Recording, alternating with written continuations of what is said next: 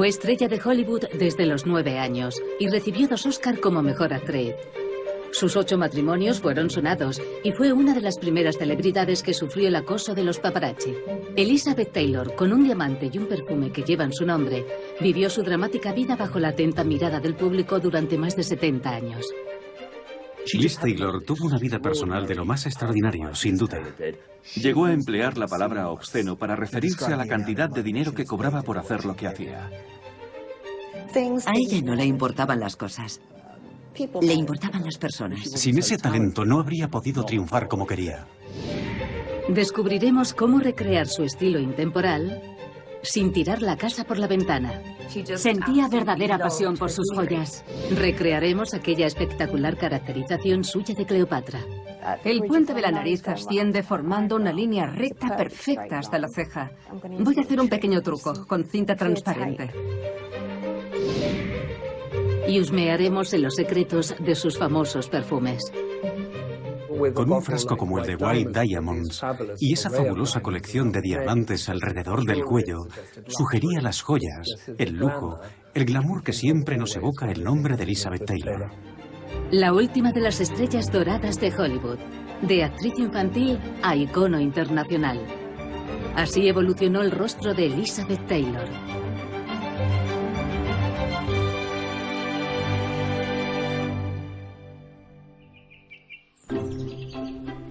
Elizabeth Rosamond Taylor nació en Inglaterra en 1932.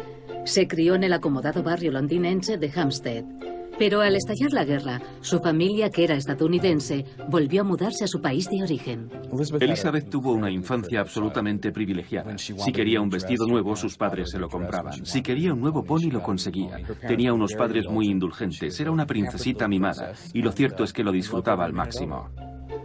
Sarah, la madre de Elizabeth, tenía grandes aspiraciones para su hija y decidió que debía salir en las películas. Sarah Taylor era la madre de todas las madres de artistas. Sabía exactamente lo que quería para su hija y se aseguró de que lo consiguiera. Ella misma había pisado los escenarios en su juventud, pero no había podido llegar tan lejos como esperaba. Por eso luchó con uñas y dientes para que el público se fijara en su hija, y vaya si lo hicieron. A los 9 años hizo su primera película. Tenía una presencia y una belleza tan singulares que no dejaban indiferente a nadie, ni siquiera de niña.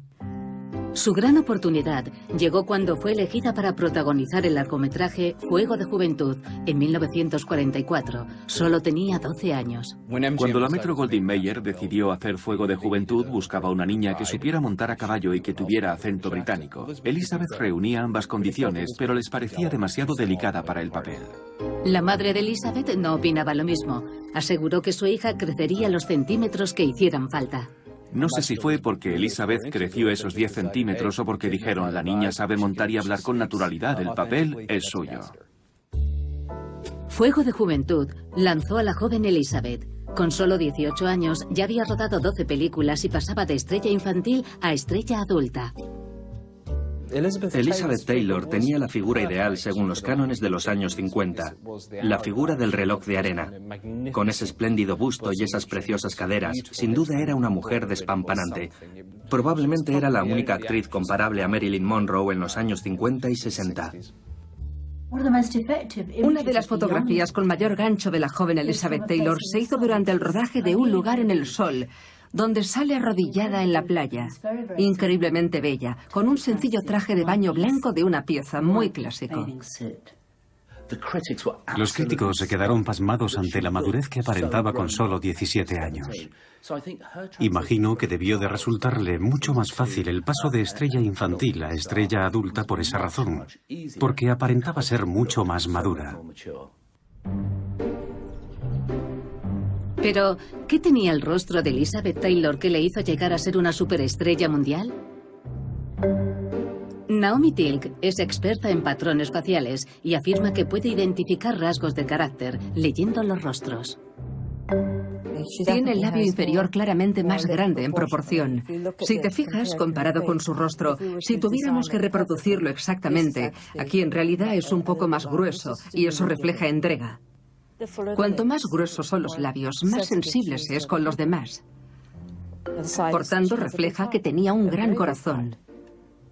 También vemos que tiene muy pronunciados los arcos de las cejas. Eso indica que pone mucha pasión en todo lo que hace. El escenario es un lugar ideal para ella. Cuanto más altas las cejas, más selectiva es la persona respecto a las decisiones que toma, los amigos que hace, etc. Si uno entra demasiado deprisa en su espacio vital, por ejemplo, de inmediato se siente invadida. Cuanto más elevada la punta de la nariz, más nos indica, te creo o confío en ti. Son personas muy confiadas. Aquí vemos esa elevación. Medimos la longitud del ojo y la comparamos con la distancia que separa ambos ojos, y en su caso, más o menos coinciden. Esto refleja cierta dificultad, en que a veces podía ser muy exigente y mostrarse intransigente con determinadas cosas, como la impuntualidad y las interrupciones. Y es posible que a veces reaccionara de manera exagerada.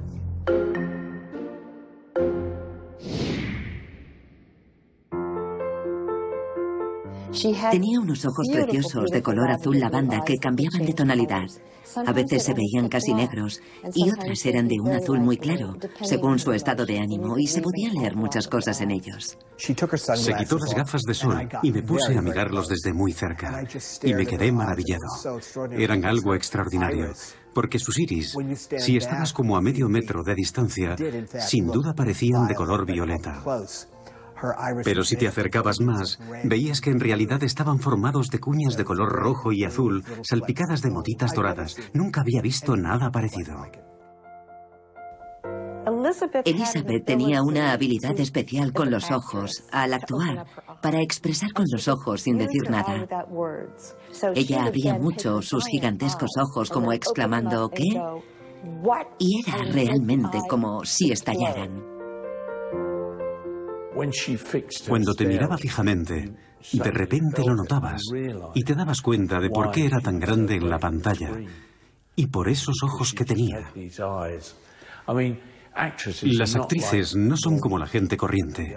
Hay que verlas desde detrás, a través de una cámara, para darse cuenta de lo bellas que son. En 1950, cuando acababa de cumplir 18 años, Elizabeth protagonizó junto a Spencer Tracy la comedia El padre de la novia. El estudio decidió que la película podía tener aún más éxito si Elizabeth se casaba tan bien en la vida real como lo hacía en la ficción, y encontraron el marido perfecto para ella, Nicky Hilton. A Elizabeth le encantó la idea. Pensaba que sería muy divertido casarse en la gran pantalla y en la vida real. Tenía 18 años y era muy ingenua. El vestido de satén de $1.200 con velo a juego, regalo de sus amigos del estudio, deja boquiabierta a la gran multitud congregada para la ceremonia. Mientras los novios cortan la tarta, muchos admiradores e invitados a la recepción desean a los recién casados buena suerte, larga vida y felicidad. Elizabeth terminó descubriendo que la vida fuera de la pantalla no era igual que dentro de ella. Y si en el cine la recién casada vivía una vida idílica junto a su nuevo esposo, en la vida real ella se encontró con que Nicky Hilton la insultaba y maltrataba, y su matrimonio solo duró 6 meses. Fue una crueldad hacerle eso a una chica tan joven, porque al estudio no le importaba si eran o no realmente compatibles. Simplemente querían asegurarse de que la película hacía $1 millón más en taquilla. La prensa criticó la brevedad del matrimonio de Elizabeth con Nicky, así que la Metro-Goldwyn-Mayer le buscó rápidamente un sustituto, el actor inglés Michael Wilding. Todos los objetivos de las cámaras en el aeropuerto de Londres apuntaban hacia 2 personas muy enamoradas, el británico Michael Wilding y su adorable prometida Elizabeth Taylor. En esta ocasión le buscaron un marido muy diferente, bastante mayor que ella, y además actor. Era diametralmente opuesto a Nicky Hilton y se dedicaba a Elizabeth en cuerpo y alma. Miles de admiradores se amontonan en torno a estas fulgurantes estrellas el día de su boda. Al cabo de 1 año de matrimonio, Elizabeth había dejado de ser la niñita caprichosa que abandona a su marido para convertirse en una esposa feliz con 2 hijos adorables. La imagen que reflejaban las revistas era de Elizabeth con 2 hijos pequeños en el regazo y un esposo satisfecho. Pero Elizabeth tenía 23 años y no estaba dispuesta a abandonar la interpretación. En 1956 protagonizó Gigante junto a Rock Hudson y a James Dean. Y al año siguiente fue candidata a un Oscar por su papel en El árbol de la vida. Mientras la estrella de Elizabeth iba en ascenso, su esposo, Michael Wilding, luchaba por tener éxito en Hollywood. El mundo entero se fijaba en él y tenía acceso a cualquier parte por ser el marido de Elizabeth Taylor. Pero para un hombre de la época, en los años 40, 50 o 60, aceptar que la esposa fuera por delante de uno era muy difícil. Tras 4 años de matrimonio, Elizabeth se separa de su segundo marido, Michael Wilding.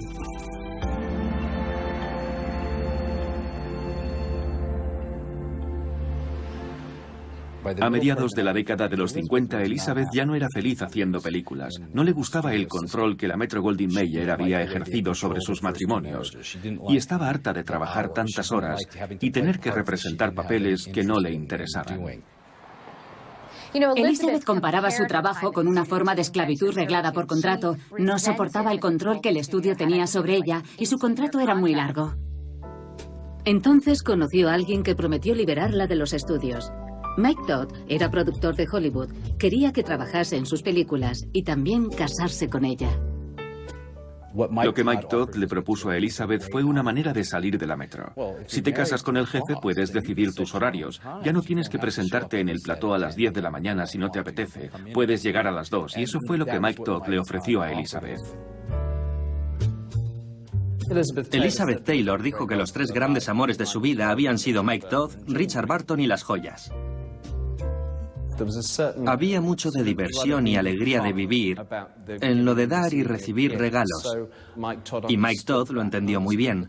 Captó el aspecto infantil del asunto y comprendió que las joyas eran juguetes para ella que expresaba sus emociones en plan, ha llegado la Navidad, cuando recibía un regalo, y aplaudía entusiasmada y se metía en la piscina con unos rubíes que valían millones de libras esterlinas.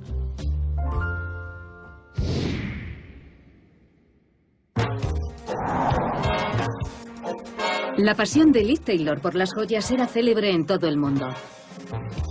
En el exclusivo distrito londinense de Chelsea, la firma Brilliant Inc. vende joyas inspiradas en el estilo de Elizabeth Taylor. Lo que distingue a las joyas de Liz Taylor es un diseño muy clásico. Sin duda tenía un gusto exquisito y sus joyas procedían de las joyerías más prestigiosas del mundo. Aquí siempre decimos, mira, póntelo ya y disfruta, porque a veces al ser tan caros se convierte en algo muy serio.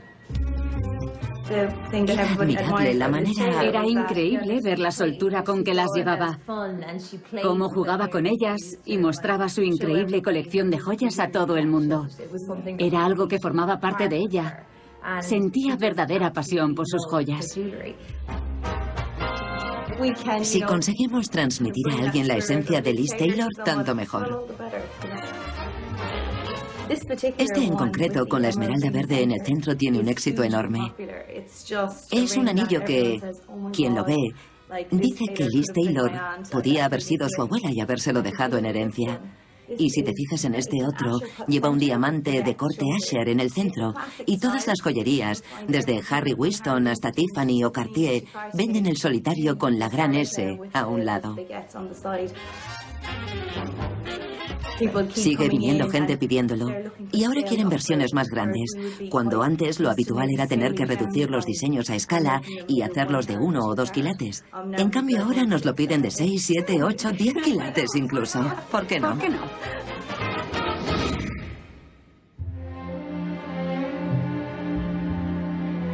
Los Todd fueron los precursores de la jet set y eran los niños mimados de la prensa popular. A la prensa sensacionalista y las revistas del corazón les encantaban los Todd porque siempre estaban en algún sitio nuevo, siempre elegantes. Elizabeth ya se había dado cuenta a esas alturas que eso era lo que ella quería. En gran medida seguía haciendo películas no porque disfrutara interpretando, sino porque el cine le permitía llevar el tren de vida que consideraba que se merecía. La felicidad de Elizabeth fue completa cuando tuvo a Liza, la hija de Mike Todd, en agosto de 1957, pero pronto les golpearía la tragedia. Mike Todd tenía que viajar de Los Ángeles a Nueva York en su avión privado, y se suponía que Elizabeth iba a acompañarle, pero en el último momento se resfrió y no pudo ir. No habían hecho la mitad del recorrido cuando el avión de Mike se estrelló en algún punto de Arizona y él murió en el acto. Ella le quería muchísimo, y él había sido muy bueno con ella. Había cumplido su promesa de darle una nueva vida. Y de repente Mike desapareció. Elizabeth se quedó desolada. Elizabeth tenía 29 años cuando enviudó, quedándose con 3 hijos pequeños. Y todo eso le sucedió a la vista del público, como todo en su vida. La compasión es muy importante y depende de la imagen que uno se haya construido. Habrá quienes la merezcan debido a su talento y porque son considerados muy populares. Por eso, si en un momento dado algo va mal en sus vidas y necesitan comprensión, en la práctica ya la tienen porque se la han ganado. La prensa y el público se compadecieron de Liz, aunque estuvo a punto de estropearlo cuando empezó un idilio con un hombre casado, el cantante Eddie Fisher, el mejor amigo de su difunto esposo. Eddie Fisher, el mejor amigo de Mike, lógicamente no podía dejar de estar a su lado para consolarla. Después una cosa llevó a la otra y no tardaron en liarse. De la noche a la mañana, Elizabeth se convirtió en la viuda negra y pasó de tener toda la solidaridad de la opinión pública por haber perdido a Mike a ser una destrozahogares. En el plazo de un año, Liz y Eddie decidieron actuar con decencia y se casaron. ¿Sería el afortunado número 4? ¿Llevaba algo para darle buena suerte? ¿Algo antiguo o azul? Mi madre me ha dado un pañuelo, sí. ¿Y usted, Eddie, algún amuleto de la suerte? Pues sí, este anillo que llevo es un anillo muy especial. ¿Puede enseñárnoslo? Claro, mire. Es verde, ¿por qué es tan especial? Porque me lo dio alguien muy especial. Ya puedes decirlo. Pues me lo ha regalado la señora Fisher. Elizabeth siempre era noticia, no solo por sus matrimonios y sus películas, sino por sus fracturas de huesos y sus coqueteos con la muerte. Era muy propensa a tener accidentes. Su historial médico está repleto de fracturas óseas y episodios de neumonía. Y eran reales, muy reales. Por alguna razón, la mala suerte perseguía a Elizabeth Taylor en forma de mala salud. En 1961, los recién casados estaban en Londres con motivo de un rodaje cuando Elizabeth enfermó de neumonía y estuvo a punto de morir. Tan pronto estaba muriéndose en Londres como de repente empezó a mejorar. Y cuando fue dada de alta del hospital había miles de admiradores en la calle porque les habían hecho creer que Elizabeth se estaba muriendo de verdad. Esa era la sabiduría de Elizabeth y de sus publicistas. Sabían dar titulares. No digo que no hubiera enfermado, pero se ganó la compasión de los votantes de la Academia de Cine en Los Ángeles. Es la noche de las apuestas del Lazo Azul en Hollywood, los premios Oscar. Elizabeth Taylor. Y por supuesto, aquel año ganó el Oscar a la mejor actriz. En atención a la grave enfermedad sufrida, Elizabeth Taylor recibe una gran ovación del público. Y cuando subió al estrado para recibir el Oscar, parecía Lázaro resucitando de entre los muertos. Elizabeth era un bien codiciado. Acababa de ganar un Oscar y por fin estaba libre del contrato con el estudio. Así que cuando la Fox le pidió que interpretara a Cleopatra, exigió cobrar $1 millón. La Fox dijo, ninguna mujer vale $1 millón. Podríamos llegar a pagar esa cantidad a un actor, pero nunca a una actriz. A lo que Elizabeth y su agente respondieron, pues tendrán que buscarse a otra Cleopatra. Finalmente el estudio cedió y Elizabeth firmó un contrato por $1 millón y un porcentaje sin precedentes de la recaudación de taquilla. Cleopatra se anunció como la sensación cinematográfica de la década y el rodaje arrancó en Roma, con Elizabeth junto a Rex Harrison y Richard Burton. Los jefazos del estudio ya andaban preocupados por haber contratado a alguien que tenía fama de tentadora profesional y destrozaparejas. Y estaban prácticamente seguros de que tendría un idilio con alguien del rodaje, solo que aún no sabían con cuál de todos. Burton tenía mucho encanto, era guapo y tenía éxito e influencia. Tenía unos ojos verdes que le daban un aire muy felino. Era como... Era de constitución grande y fuerte y se movía como un jugador de rugby galés. Cuando entraba en un lugar se adueñaba del espacio. Era inevitable enamorarse de él. Elizabeth siempre fue una mujer muy impulsiva. Cuando veía algo que le gustaba siempre lo conseguía. Ya fuera un anillo de diamantes o una fuente de pollo frito, tenía que conseguirlo. Se sintió atraída hacia él y se empeñó en que tuvieran un romance y lo consiguió. Para Richard, Elizabeth representaba la clase de fama a la que él solo podía aspirar en sueños, y para él era muy tentador, ciertamente. Aunque solía decir que él no deseaba esa clase de fama, esa mujer es más famosa que Khrushchev, decía, al mismo tiempo le resultaba irresistible. La de Richard y Elizabeth es realmente una de las mejores historias de amor de todos los tiempos. Su conexión era instantánea, inmediata. Se acostaron prácticamente desde el primer día en que se conocieron. Lo hacían en sus camerinos. Tenían una relación salvaje, enloquecida, totalmente indiscreta.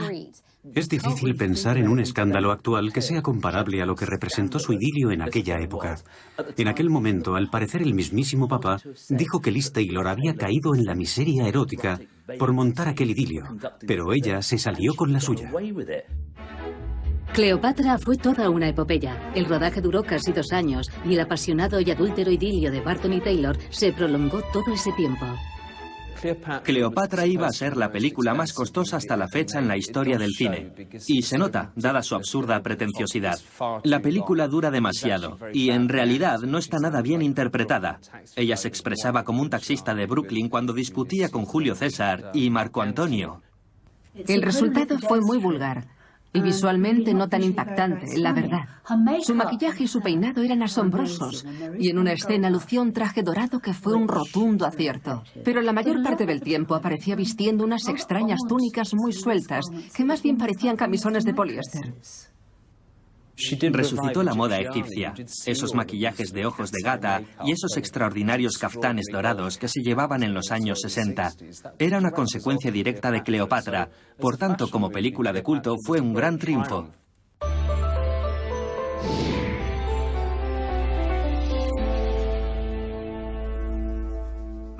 Gemma Horner, célebre artista del maquillaje londinense, nos revela el secreto para recrear la impresionante caracterización de Cleopatra. Lo que más destaca de la foto y de este tipo concreto de maquillaje es, como podéis ver, el dramatismo de los ojos. No te pones esa cantidad de sombra para salir un día cualquiera, claro está. Pero para esta ocasión hay que cubrirlo todo bien hasta la línea de la ceja. El puente de la nariz se une con el nacimiento de la ceja formando una línea recta perfecta. Voy a usar un pequeño truco sirviéndome de cinta transparente para aumentar la precisión de las líneas.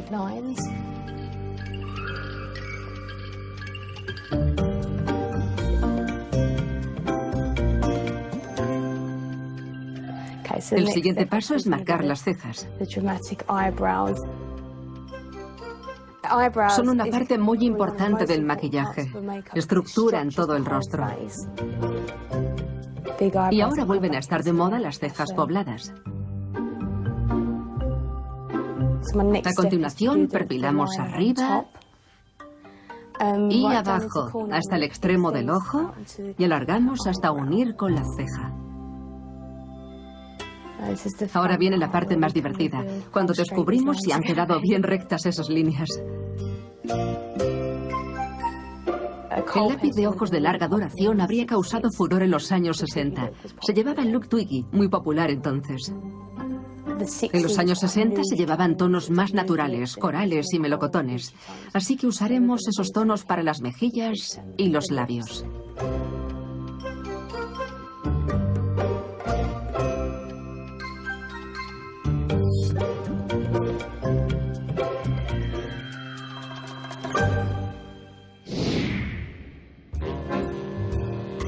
Tras el rodaje de Cleopatra, Elizabeth y Richard empezaron su nueva vida juntos. Viajaron por todo el mundo. Eran Liz y Dick, y el público siempre quería saber más de ellos.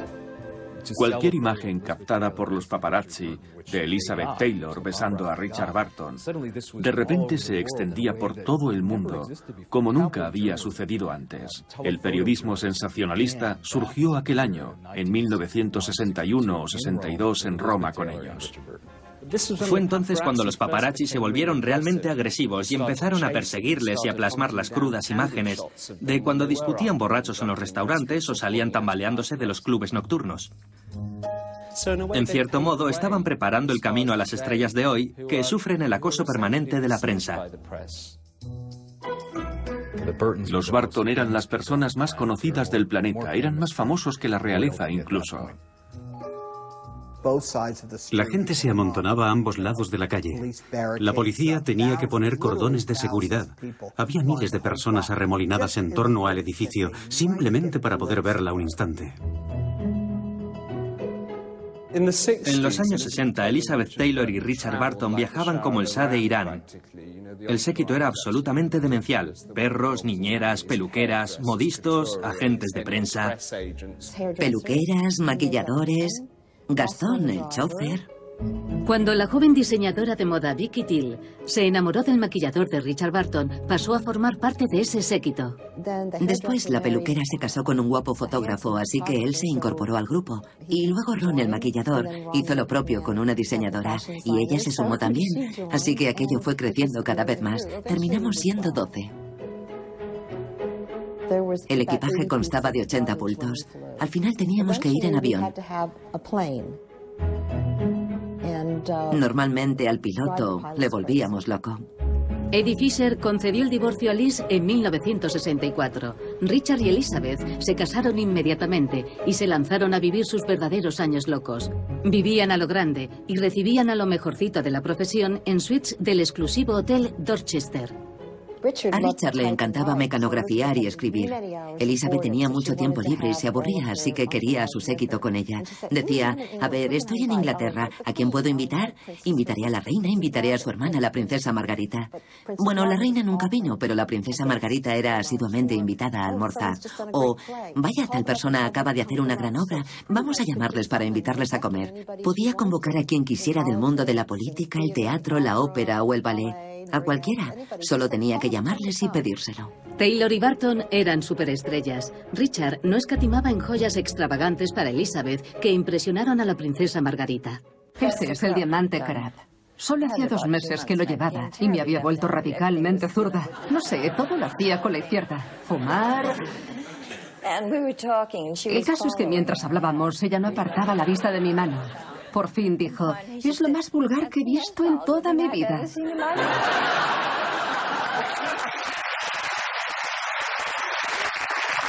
Y a continuación me pidió que le dejara probárselo. No creo que la gente corriente sepa lo que significaba ser Elizabeth Taylor o estar casada con alguien como él y tener esa clase de relación. Estuvo viviendo un año entero en el Dorchester. Era alguien a quien le bastaba chascar los dedos para que le regalaran un diamante. Y eso es una auténtica locura, nadie vive así. Creo que la fascinación por Elizabeth y Richard se justifica en gran medida porque eso no ocurre nunca. O al menos no conocemos a nadie que haya vivido así, desde luego.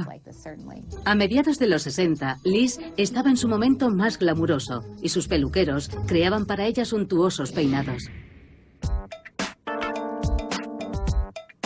El peluquero de celebridades, Nick Malenko, nos enseña a hacer un elegante recogido al estilo de Liz.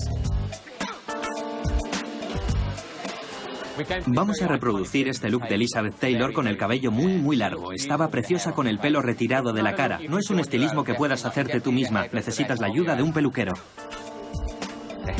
Hemos cepillado muy bien el pelo y lo hemos recogido en una cola de caballo muy alta. Luego la he enrollado sobre sí misma y le he puesto una almohadilla alrededor. Para que se hagan una idea, una vez que lo tenemos ya bien recogido y estirado, lo cubrimos con un gran postizo y así servirá de soporte al peinado. Es un truco de peluquería.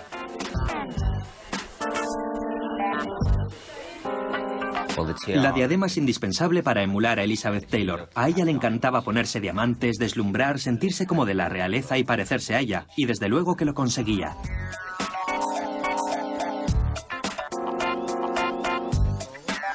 El resto de la melena lo estoy trabajando con los dedos, formando los bucles y fijándolos con horquillas, para conseguir esta forma alargada que le da ese aire tan dramático al peinado. Esta clase de estilismo te hace parecer importante. Es un peinado muy regio, llama mucho la atención. Un peinado precioso y elegante para una mujer preciosa y elegante.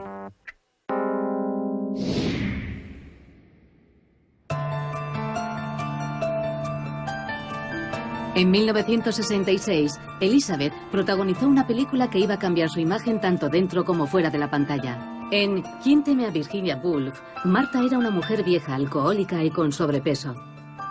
Ahí estaba la princesita mimada de la Metro-Goldwyn-Mayer. Al aceptar el papel de Marta, estaba renunciando por completo a todo aquello, porque para hacerlo tenía que engordar y caracterizarse para aparentar más edad y llevar una peluca de pelo canoso. Y ella lo interpretó de una manera de la que nadie habría pensado que fuera capaz. Consiguió meterse en la piel y el alma de Marta y atravesó el celuloide. La fuerza y la emoción de aquella interpretación traspasaron la pantalla. Fue una actuación inmensa.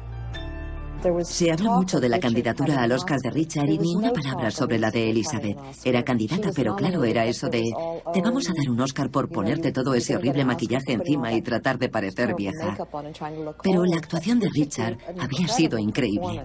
En el mundillo de Hollywood, la película fue declarada un éxito y corrieron rumores de que tanto Liz como Richard iban a llevarse el Oscar. Vicky Till estaba con ellos la gran noche. Estábamos en Villa Florentina, porque estaban rodando otra película y no podían irse. Y entonces Elizabeth ganó el Oscar y Richard no. Richard no dijo nada.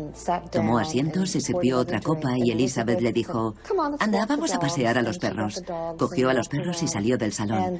Yo noté que había ocurrido algo. Él siempre había sido la gran estrella, pero ella había ganado el Oscar y él no. Y eso era algo impensable.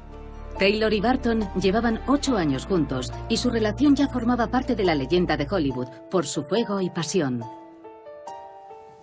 De hecho, éramos como dos bombas atómicas y cuando nos enfrentábamos era como una tremenda explosión. Era como una corrida de toros. Ninguno de los dos era una buena influencia para el otro, desde luego. Tendían a perder el control durante sus broncas y al final bebían de manera incontrolada. Llegaban a meterse debajo de una mesa para beber juntos incluso en medio de un rodaje. Vivían la vida al límite. Estoy convencida de que su vida sexual también era así. En cada aspecto de su vida todo lo llevaban al extremo. Solían estar muy acaramelados. Excepto una noche que recuerdo que salían de su limusina y había un reportero gráfico allí. Y el hombre dijo: señor Barton, ¿podemos hacerle una fotografía con su esposa? Y él contestó: desde luego que no. Y tomó bruscamente de la muñeca a Elizabeth y la arrastró literalmente al interior del hotel, hasta la zona de ascensores, y la lanzó contra las puertas del ascensor. Y yo me pregunté a qué vendría todo aquello. Naturalmente, nunca lo sabré, aunque quién sabe. Rompían y al momento se reconciliaban, y Richard la forraba de joyas. En cierta ocasión le dijo: te quiero con la perla más famosa del mundo. Y estábamos allí sentadas, contemplando la perla y jugando a ponérnosla ahora sí, luego le dábamos la vuelta y nos la poníamos así, y después nos poníamos algo y la colocábamos aquí. Y mientras cada vez más borrachas con el champán, y venga a beber champán, allí con la perla. Era la perla más famosa del mundo y se llamaba La Peregrina, hasta que de repente dijimos: ¡qué locura! Y la perla había desaparecido, no estaba por ninguna parte. ¿Dónde se había metido la perla? Buscamos y buscamos por toda la alfombra blanca hasta terminar agotadas. Al día siguiente Richard despertó a Elizabeth y le dijo: ¿ves esto? Me lo he encontrado en la boca de tu perro. Se vendió por nada menos que $11,8 millones. Conservaba las marcas de las dentelladas. Si regalas joyas a una mujer es para que las luzca y se vean las fotografías de los periódicos que las lleva como prueba de su amor. Lo cuestionable sería lo que ocurre entre bastidores. Tras 10 años juntos, la relación naufragó. Como es bien sabido, se divorciaron y volvieron a casarse, pero en 1976, Elizabeth y Richard finalmente dieron por concluido su matrimonio. Sí, conocí a Richard y la conocí a ella. Y lo suyo era algo impresionante. Tenían choques constantes, me recordaban mucho a Sinatra y a Ava Gardner. El mismo tipo de discusión visceral a voz en grito. Después hacían las paces y al momento estaban enzarzados otra vez. Aquello no terminaba nunca. Creo que ella realmente le quería, pero al final él ya no quería intentarlo más. El verano de 1976, Elizabeth Taylor volvió a mudarse a Estados Unidos. Tenía 44 años, era madre y abuela, y su vida estaba a punto de dar un giro sorprendente. John Warner era un político muy ambicioso que aspiraba a ser elegido senador y Elizabeth era la gran estrella de cine, la glamurosa estrella de cine. Él sabía que le beneficiaría mucho que ella estuviera en su campaña y así fue. John Warner no tardó en convertirse en su séptimo marido. ¿Cree que su esposo ganará en el 78? Eso espera, por supuesto. ¿Ha pensado en entrar usted misma en política? No, con ser esposa de un político ya tengo bastante. Pero Elizabeth era mucho más que la esposa de un político, y su estelar atractivo allanó el camino de John Warner hasta Washington. Ella había estado al pie del cañón durante toda la campaña, pero cuando él llegó a Washington para trabajar, se esperó de ella que se quedara en casa o que hiciera vida social con las esposas de los demás senadores, algo con lo que Elizabeth Taylor nunca habría podido conformarse. Pienso que Washington es una de las ciudades más solitarias del mundo para las mujeres. Realmente no existe nada parecido a la esposa ideal del político, porque tiene que ser muchas cosas a la vez y al mismo tiempo no ser ninguna. Prescindible y absolutamente indispensable. Yo creo que simplemente se aburrió del cuadro al completo y cuando ella se aburre, ya sabemos que se pone a comer. En aquel momento Elizabeth estaba atravesando sus horas más bajas. Empezamos a ver fotografías como estas. Ya no era la artista glamurosa, sino esa farsa, la estrella de cine con sobrepeso, a la que parodiaban en el programa Saturday Night Live. Elizabeth había engordado y se sentía desgraciada, pero su amistad con Halston, el diseñador de las estrellas, le ayudó a levantar los ánimos. En la década de los 70 ella había empezado a engordar y por más que admire a Halston como diseñador, sin duda creo que es un genio, la primera superestrella de la moda que Estados Unidos dio al mundo, pero los años del kaftán no fueron nada favorecedores para Elizabeth Taylor. Los kaftanes. A veces el kaftán puede sentarte como un enorme saco de patatas. Una vez contó que cuando se quitaba el kaftán no podía mirarse al espejo. Vivía en su casa sin mirarse al espejo. Como sabía dónde estaban, siempre giraba la cabeza al pasar por delante, y así estuvo mucho tiempo. La relación de Elizabeth Taylor con Halston no se basaba tanto en la moda como en la amistad. Eran muy buenos amigos.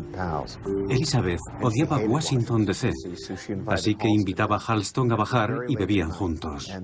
Una vez, bien entrada la noche, sobre las 2 de la madrugada de repente tuvieron hambre y se fueron sin más a White Castle, una hamburguesería, y Elizabeth Taylor se bajó del coche.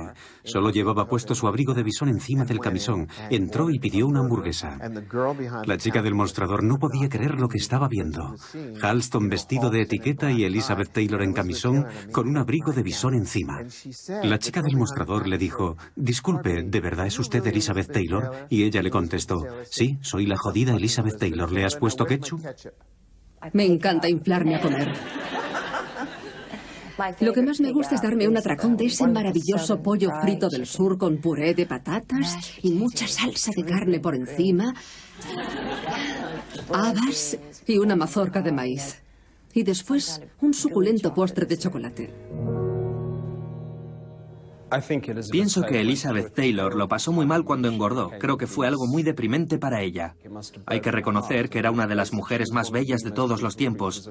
Ver esos increíbles ojos violetas saliendo de aquel rostro abotargado y ese cuerpo desproporcionado, no pude sentir otra cosa que la mayor lástima, sinceramente. Y nunca se debería compadecer a alguien como Elizabeth Taylor, pero en aquellos años era así. En 1981, tras 5 años de matrimonio, Elizabeth y John Warner se separaron. Luego, en 1984, Richard Burton murió a la edad de 59 años en su casa de Suiza. Richard Burton expresó su voluntad de ser enterrado en Séligny. Lo llamaba su remanso de paz. A ella le prohibieron ir al entierro. Yo hice todo lo posible para intentar convencer a su esposa de que le permitiera asistir. Llamé por teléfono una y otra vez. Hice todo lo posible. Les supliqué que fuera generosa. Me parecía muy injusto que Elizabeth no pudiera venir a darle sepultura. Elizabeth estaba bajo mínimos. Su adicción a la bebida y a los medicamentos recetados se había desbocado. Sus hijos tomaron cartas en el asunto y la ingresaron en el centro Betty Ford. Lo llaman amor exigente, y es así realmente. Viene tu familia, que ha sido preparada por un médico o un especialista, Y han hecho una lista de cosas que han observado que haces, como ponerles en vergüenza, humillarles o lo que sea. Y a modo de preámbulo te dicen: te quiero, mamá, pero te he visto hacer esto, te he visto hacer lo otro, lo que sea. Y la razón de que te diga todo esto es que quiero que vivas. Fueron momentos muy duros, pero Elizabeth tenía el apoyo de su familia y de sus numerosos amigos gays. Sin duda tenía un montón de amigos y admiradores gays. En muchos aspectos, sus mejores amigos eran gays. Cada vez que Elizabeth tenía que ingresar en una clínica de adelgazamiento para perder peso, siempre lo hacía acompañada de su mejor amigo gay. Era sensible a la vulnerabilidad de esos hombres que seguramente despertaban su instinto protector, su lado más maternal. No era una mujer cosmopolita que se dedicaba a ir a fiestas con chicos gays. Representaba una figura materna. A principios de los 80, un nuevo virus letal hizo estragos en la comunidad gay. Apenas se sabía nada del VIH y el SIDA, pero en Hollywood cundía el terror. Había tanta gente asustada y se hacía tan poco al respecto. Había tan poca información, tan poquita, que por una vez en mi vida decidí utilizar mi fama. Algo que me ha molestado hacer algunas veces, y utilizarla de una manera constructiva. Utilizarla para algo que quería transmitir. No se ocupaba solo de la parte que afectaba a su industria, se aseguraba también de que los políticos hicieran su parte, los científicos tuvieran los recursos que necesitaban, los medios de comunicación pusieran el foco sobre el tema y la opinión pública tomara conciencia. Hablaba de algo sobre lo que nadie más hablaba, ya fueran gays o heteros, jóvenes o mayores, y ella era Elizabeth Taylor, la superestrella de Hollywood. Fue la única que se movilizó y realmente hizo algo. Elizabeth quería llamar la atención sobre su nueva causa, y lo hacía de la única manera que sabía, a través de su imagen. Colores muy brillantes como los de un guacamayo, cítrico, rosa, un azul increíblemente brillante, amarillo, naranja, o lo que es lo mismo. Miradme y no me miréis solo porque soy una estrella de cine. También soy activista de la lucha contra el SIDA. Fue una parte muy importante del último tramo de su vida. En 1988, Elizabeth tenía 56 años, seguía batallando con los kilos, la bebida y las drogas y había tenido que acudir a un centro de rehabilitación por segunda vez. Pero conoció a Larry Fortensky, 20 años menor que ella, su marido número 8.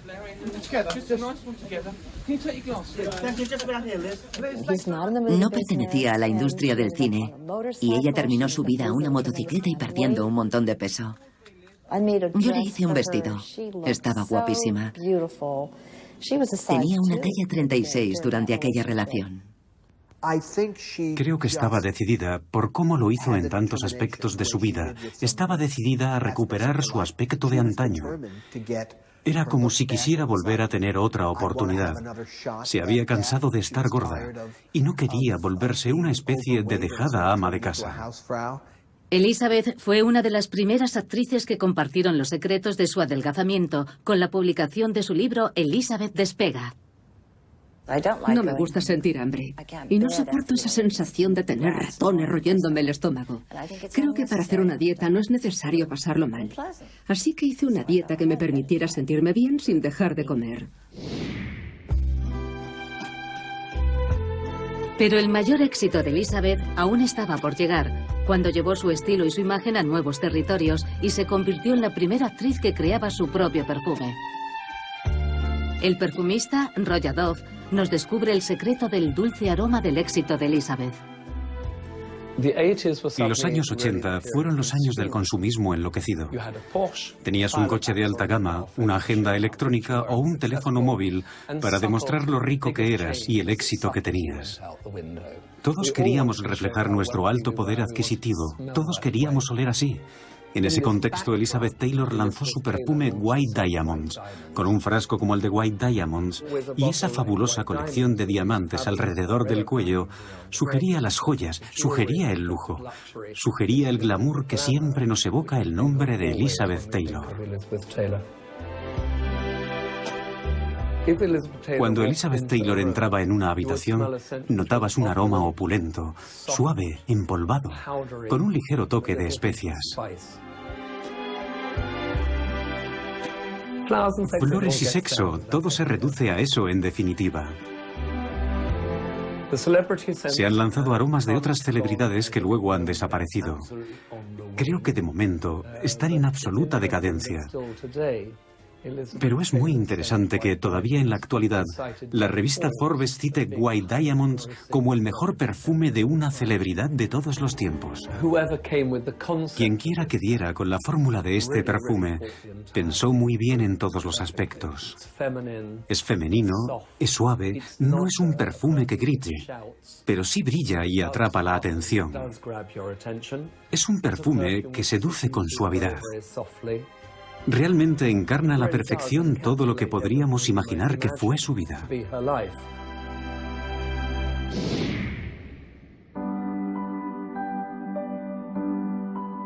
En 1996, tras 5 años de matrimonio, las vidas de Elizabeth y Larry tomaron rumbos distintos.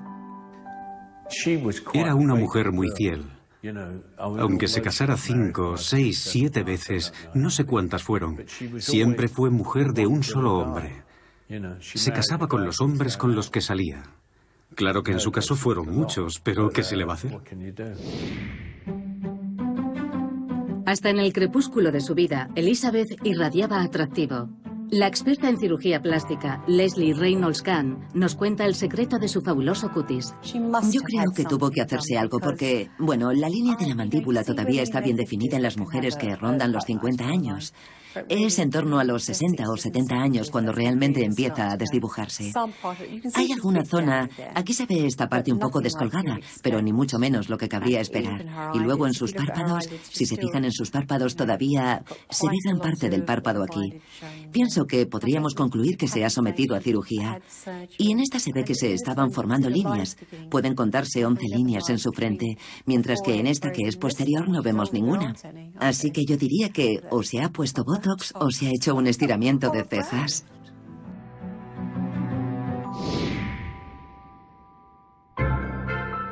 En el año 2000, la actriz británica regresa a Londres para recibir una distinción de Su Majestad la Reina, quien la nombró Dama del Imperio Británico. Con 68 años y el paso vacilante, Elizabeth Taylor insistió en caminar sin ayuda para encontrarse con la reina. Aunque tuvo que ir en silla de ruedas hasta el extremo de la alfombra roja, allí dijo: no, me pondré de pie, iré andando. Siempre ha sido una estrella de los pies a la cabeza, del tipo, mi público me necesita y cosas así. Ella siempre ha irradiado eso. Es el día más emocionante de mi vida. Y no exagero cuando digo esto. Fue como... ¿Qué? No puedo creerlo. ¿En serio? ¿A mí? ¿Me han nombrado dama?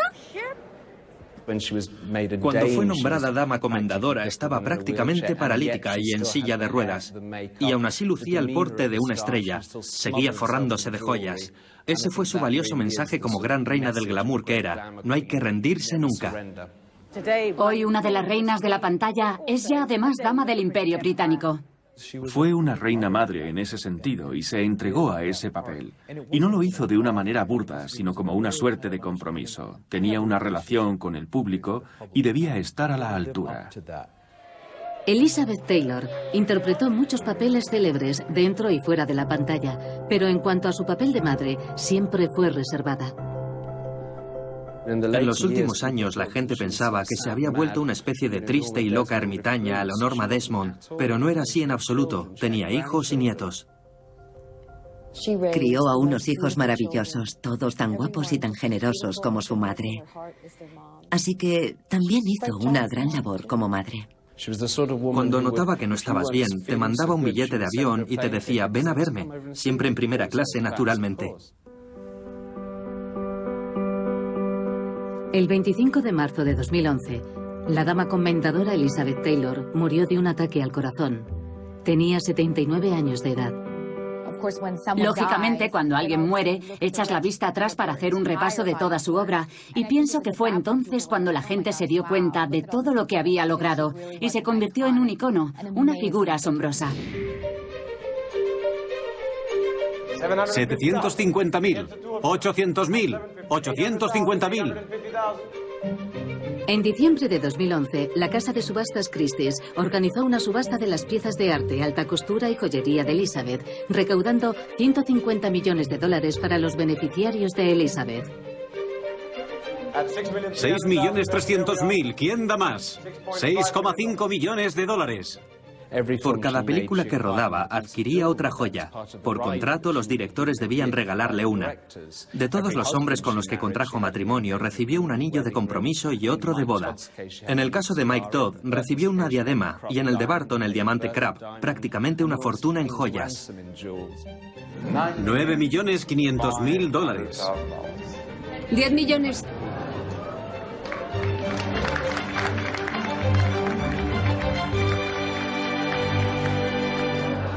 Adjudicado, es todo suyo. Muchas gracias a todos. En sus 70 años de dramático recorrido profesional, desde Fuego de Juventud hasta su activismo contra el SIDA, Elizabeth Taylor llamó poderosamente la atención, tanto por su pintoresca vida personal como por sus éxitos en el cine. Pero, a pesar de los altibajos, siempre fue una estrella para el público que la adoraba.